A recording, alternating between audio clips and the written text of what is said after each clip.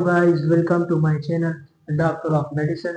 हमने pharmacology start की है और फार्माकोलॉजी में हमने फार्माकोकाइनेटिक्स चैप्टर स्टार्ट किया हुआ है और फार्माकोकाइनेटिक्स में हमने 4 प्रोसेस देखे हैं जिसमें है एब्जॉर्प्शन के बारे में मैंने कंप्लीट वीडियो अपलोड की हुई है पार्ट 1। उसके बाद पार्ट 2 डिस्ट्रीब्यूशन हुए जो भी अपलोड किए हुए। आज हमारा थर्ड पार्ट वीडियो है जिसमें हम स्टडी करेंगे मेटाबॉलिज्म और फार्माकोकाइनेटिक्स को मैंने पार्ट 1 एंड पार्ट 2 में डिटेल के साथ डिस्कस किया हुआ है, आप उसको वहीं से देख सकते हैं। आज हम बात करेंगे मेटाबॉलिज्म के बारे में, तो चलिए शुरू करते हैं। Metabolism also known as biotransformation, metabolism को हम बायोट्रांसफॉर्मेशन भी कह सकते हैं। और ये मेटाबॉलिज्म मीन्स ड्रग, जब हम ओरल रूट से या किसी भी रूट से जो ड्रग्स लेते हैं, इंजेक्टेबल रूट हो गया, वो हमारी ब्लड में एब्जॉर्ब हो जाती है। ब्लड में एब्जॉर्ब होने के बाद वो डिस्ट्रीब्यूशन के जरिए डिस्ट्रीब्यूट हो जाती है, अपने रिसेप्टर के ऊपर जाकर बाइंड हो जाती है और अपना फार्माकोलॉजिकल एक्शन शो करती है। अब इसके बाद उसने अपना फार्माकोलॉजिकल एक्शन शो किया, अब उसको कोई जरूरत नहीं है हमारी बॉडी में, तो वो उसे अब हमारी बॉडी उसको एक्सक्रीट करेगी, बाहर निकालेगी, वरना वो फिर टॉक्सिसिटी क्रिएट करेगी, हमारी बॉडी में मुख्तलिफ बीमारियां काज करेगी। तो अब हमारा मेन मकसद होगा कि हम उस ड्रग को बॉडी से एक्सक्रीट करें। अब हम किस तरह इसको एक्सक्रीट करेंगे? Through metabolism. अब हम इसको देते हैं, मेटाबॉलिज्म को हम बायोट्रांसफॉर्मेशन भी कहते हैं, also known as biotransformation, the conversion of drug from one chemical to another. Basically drug अब हम वन केमिकल फॉर्म से अब हम उसको कन्वर्ट करेंगे दूसरे केमिकल फॉर्म में। लेट्स सपोज हमने हाइड्रोफिलिक ड्रग्स ले लिया, अब वो इजीली उसने अपना काम शो किया, अब वो इजीली किडनी यूरिन के जरिए बॉडी से निकल जाएगा।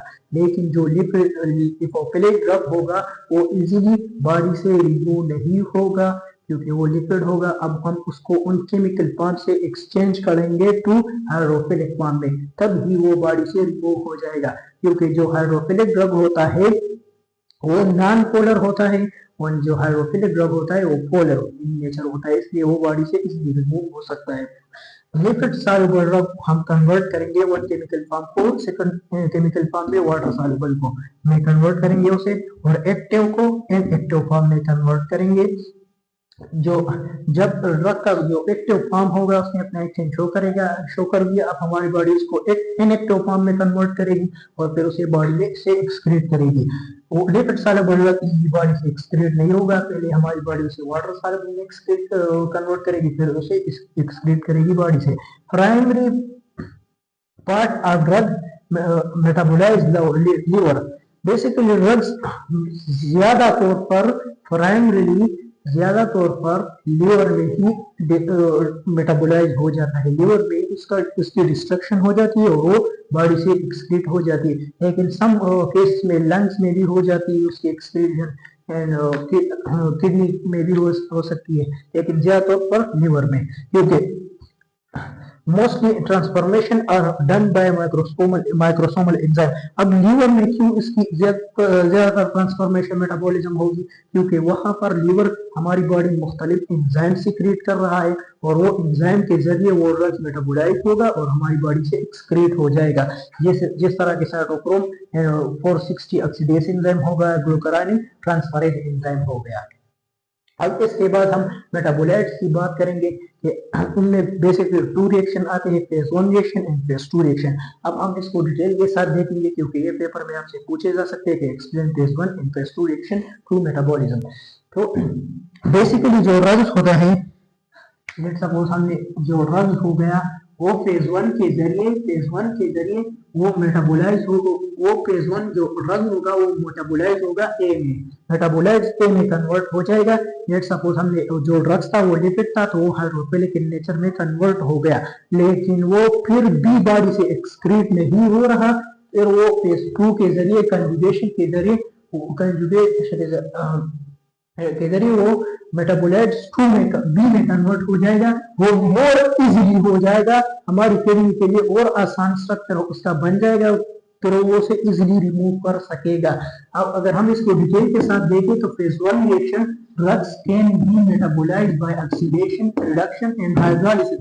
फेज 1 रिएक्शन में ड्रग्स की मेटाबोलाइज होगी by oxidation, reduction and hydrolysis के जरिए इसकी मेटाबोलाइजिंग होगी, ट्रांसफॉर्मेशन होगी और वो बॉडी से एक्सक्रीट होगा। लेट सपोज हमारे पास एक एस्पिरिन टेबलेट है जो कि लिपिड सॉल्युबल है, अब ये इसके साथ रिएक्शन करेंगे तो हाइड्रोलिसिस जो स्प्रिंट का जो चेंज है, जो यहाँ पर आप लोग देख सकते हैं जो ऑक्सीजन है इसके 1 बॉन्ड बनाया हुआ है और ऑक्सीजन बेसिकली 2 बॉन्ड बनाता है, तो एक और कार्बन 4 कार्बन की वैलेंसी मुकम्मल है लेकिन ऑक्सीजन की वैलेंसी मुकम्मल है।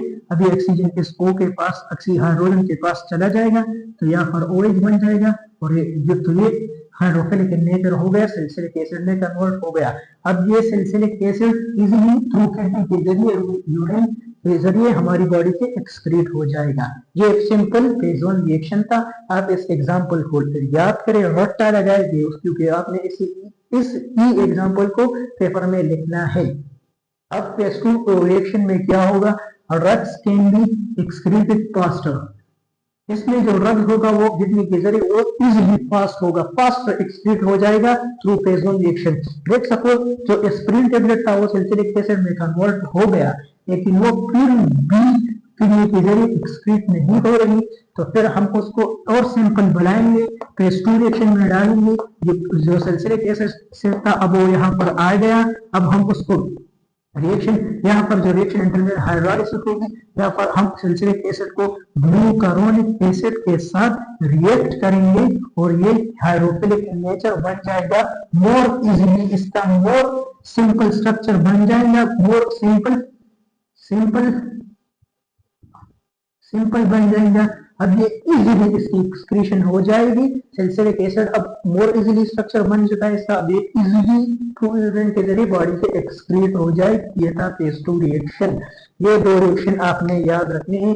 ये एक्सक्रीट इसकी फास्टिंग होगी, इसकी स्टोरी स्लो होगी क्योंकि इसमें इजीली स्ट्रक्चर है। अब जो एक पॉइंट था लिपिड सॉल्युबल ड्रग, जो लिपिड सॉल्युबल ड्रग होते हैं वो नॉन पोलर होते हैं, उनकी पोलरिटी नहीं होती इसलिए वो रिएक्ट कर रहे होते हैं और वो बॉडी से इजीली रिमूव नहीं होते। जो हाइड्रोफिलिक ड्रग होते हैं, हाइड्रोफिलिक जो वाटर लेवल ड्रग्स होते हैं वो पोलर इन नेचर होते हैं, तो ये हाइड्रोफिलिक ड्रग्स पोलर में कन्वर्ट हो जाएगा, हाइड्रोफिलिक नेचर में कन्वर्ट हो जाएगा और फिर ही एक्सक्रीट होगा through phase 1 and phase 2 reaction के जरिए से। फेज 1 में सिंपल मेटाबोलाइज होगा, ऑक्सीडेशन होगी, रिडक्शन होगी, हाइड्रोलिसिस होगी। ये स्प्रिंग एग्जांपल मैंने आपको समझा दिया, इसकी हाइड्रोलिसिस होगी, ये सैलिसिलिक एसिड में कन्वर्ट हो जाएगा, हाइड्रोफिलिक नेचर बन जाएगा। अब ये थ्रू इजीली किडनी के जरिए इजीली एक्सक्रीट हो जाएगा, लेकिन ये स्लोली एक्सक्रीट होता है। लेकिन अगर हम ये फिर भी एक्सक्रीट नहीं हो रहा तो ये सैलिसिलिक एसिड अब ये ग्लूकारोनिक एसिड के साथ रिएक्शन करेगी टू फेज 2 रिएक्शन में। अब हम इसको फेज 2 रिएक्शन में डालेंगे, इसको फेज 2 रिएक्शन में रखेंगे। अब ये सिंपल इसका स्ट्रक्चर बन जाएगा और इजीली ये एक्सक्रीट हो जाएगी और ये फास्ट रिएक्शन होता है। तो ये था simple phase 1 and phase 2 reaction. आप इसको इजीली लिख सकते हैं, इस पॉइंट को भी दे सकते हैं, जो रोल होता है वो ट्रांसपोर्टर हाइड्रोफिलिक पोलर नेचर होता है। अब ये हो गया metabolites phase 1 and phase 2 reaction. अब हम इसके बाद देखते हैं affecting of metabolism. Metabolism drug की जो मेटाबॉलिज्म होती है वो किन फैक्टर के ऊपर इफेक्ट हो सकती है, अब हम उसकी तरफ चलते हैं। उसके बाद बात करेंगे अब हम factor affecting of drug metabolism. अगर हम factor affecting of drug metabolism को देखें तो इनमें फर्स्ट पहला है बायोलॉजिकल फैक्टर। बायोलॉजिकल फैक्टर में है 3, एज है, डाइट है एंड डिफरेंस है।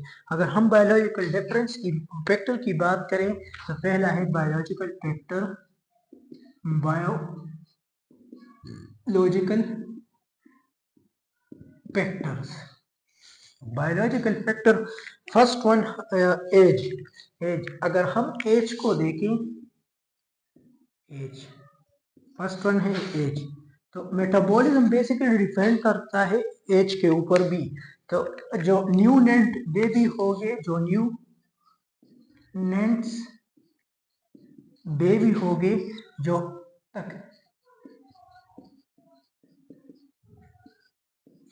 जो तकरीबन 2 मंथ के होंगे, तो उनकी मेटाबॉलिज्म ना होने की बराबर होगी। जो न्यू नेम बेबी होंगे तो जो 2 मंथ्स के होंगे, जो तकरीबन 2 मंथ के होंगे, तो उनकी मेटाबॉलिज्म बहुत ज्यादा कम होंगी, लेस्ट होंगी। ये एज के ऊपर भी डिपेंड करता है। और इस तरह जो चिल्ड्रन होते हैं, चिल्ड्रन जो 1 ईयर से लेकर 1 ईयर से 12 ईयर तक होते हैं, तो इनकी जो ड्रग्स मेटाबॉलिज्म रेट होता है ये बहुत ज़्यादा हाई होता है, क्योंकि वो जवानी में आते हैं, वो उनकी जो बॉडी वो ग्रोथ कर रही है, तो इनकी मेटाबॉलिज्म ज़्यादा होती है, बहुत ज़्यादा होती है। और जो एडल्ट होते हैं, एडल्ट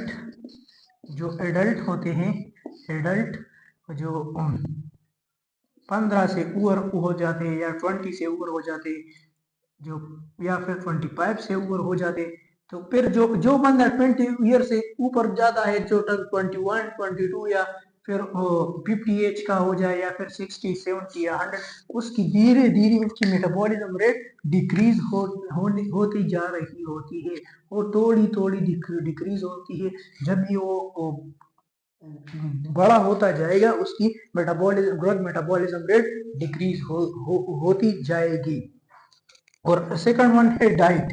अगर हम डाइट की बात करें, डाइट जो एंजाइम होते हैं, जो मेटाबॉलिज्म करते हैं, जो फेज 1 फेज 2 में अब हमने देख लिए, जो साइटोक्रोम एंजाइम हुए इस तरह जो एंजाइम होते हैं जो मेटाबॉलिज्म करते हैं ड्रग की, वो वो बेसिकली प्रोटीन इन नेचर होते हैं, प्रोटीन इन नेचर। और अगर हम डाइट में रहेंगे, हम प्रोटीन नहीं लेंगे, तो वो एंजाइम नहीं बनेंगे और ड्रग मेटाबॉलिज्म डिक्रीज होता जाएगा, ड्रग मेटाबॉलिज्म नहीं होगा।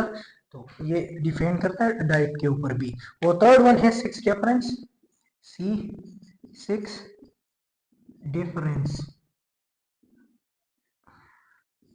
डिफरेंस। तो जो ये 6 से ऊपर वो डिफरेंस के ऊपर भी डिपेंड करता है। लेट्स सपोज हमारे पास है डायजिफाम टेबलेट है, डायजिफाम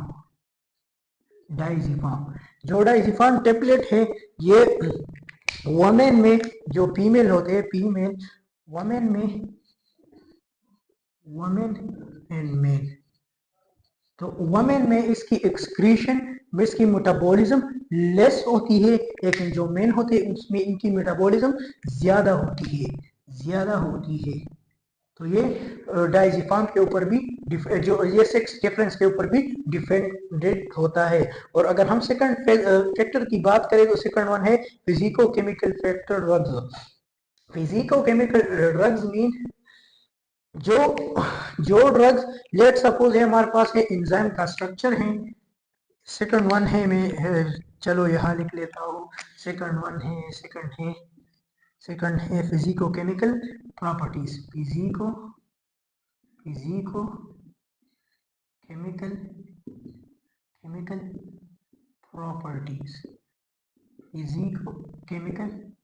प्रॉपर्टीज। लेट सपोज जो एंजाइम का स्ट्रक्चर होगा, लेट सपोज एक एंजाइम है, ये एक रिसेप्टर है, ये एक सब्सटेंस है, यहाँ पर एंजाइम आकर बाइंड हो जाएगा, एंजाइम एक्टिव साइट पर आकर बाइंड हो जाएगा और अपना एक्शन शो करेगा। लेकिन लेट सपोज यहाँ पर कोई और सब्सटेंस आकर बाइंड हो गया, लेट सपोज ये कोई और सब्सटेंस आकर यहाँ पर बाइंड हो जाए और एंजाइम यहाँ पर आकर बाइंड ना हो जाए, तो ये रिएक्शन फर्दर प्रोसीड नहीं होगी और ये मेटाबॉलिज्म रुक जाएगा। तो ये फिजिको-केमिकल प्रॉपर्टीज के ऊपर भी डिपेंडेंट है। और थर्ड वन है स्टीरियोकेमिकल एस्पेक्ट। ये वेरी वेरी वेरी इंपॉर्टेंट है, ये आपसे 2 मार्क्स या 4 मार्क्स के क्वेश्चन में पूछा भी जा सकता है, या फिर आपसे एमसीक्यूज में भी पूछा जा सकता है, या तक कि आपके वायर में भी पूछा जा सकता है। स्टीरियोकेमिकल के ऊपर ये जो फैक्टर है, ये स्टीरियोकेमिकल ऊपर के मेटाबॉलिज्म डिपेंड करता है कि नहीं, तो ये इफेक्ट होता है ये मेटाबॉलिज्म स्टीरियोकेमिकल इफेक्ट पे। लेट सपोज मैं आपको एक एग्जांपल देता हूँ। लेट सपोज हमारे पास है डी पॉजिटिव ग्लूकोज है और एक है नेगेटिव ग्लूकोज, ये तो आप जानते होंगे positive and negative glucose structure. जो डी पॉजिटिव ग्लूकोज होगा वो ज्यादा उसकी मेटाबॉलिज्म होंगी इस compare to L minus glucose, as compare to L minus glucose. ये आपने ये सेम स्ट्रक्चर होंगे लेकिन एक दूसरे की मिरर इमेज होंगे, लेकिन एक दूसरे के ऊपर से ऊपर इम्पोज नहीं होंगी। आपने ऑर्गेनिक केमिस्ट्री में पढ़ा होगा स्टीरियो आइसोमर्स, तो ये एक दूसरे की स्टीरियो आइसोमर्स है लेकिन ये एक दूसरे के ऊपर से ऊपर इम्पोज नहीं होंगे। इस डी ग्लूकोज की मेटाबॉलिज्म ज्यादा होगी, एल माइनस ग्लूकोज की मेटाबॉलिज्म कम होगी। ये इसकी एक एग्जांपल है और ये वेरी वेरी वेरी इंपॉर्टेंट है। तो ये कुछ फैक्टर्स है जिसके ऊपर मेटाबॉलिज्म इफेक्ट हो सकता है। तो ये था जी मेरा लेक्चर मेटाबॉलिज्म के ऊपर, जो हमने थर्ड वन पार्ट 3 भी कंप्लीट किया मेटाबॉलिज्म। अब हम इंशाल्लाह नेक्स्ट बात करेंगे एक्सक्रीशन के। हमारा नेक्स्ट टॉपिक होगा एक्सक्रीशन। हम एक्सक्रीशन को कवर करेंगे नेक्स्ट टॉपिक में। तब तक के लिए अल्लाह हाफिज।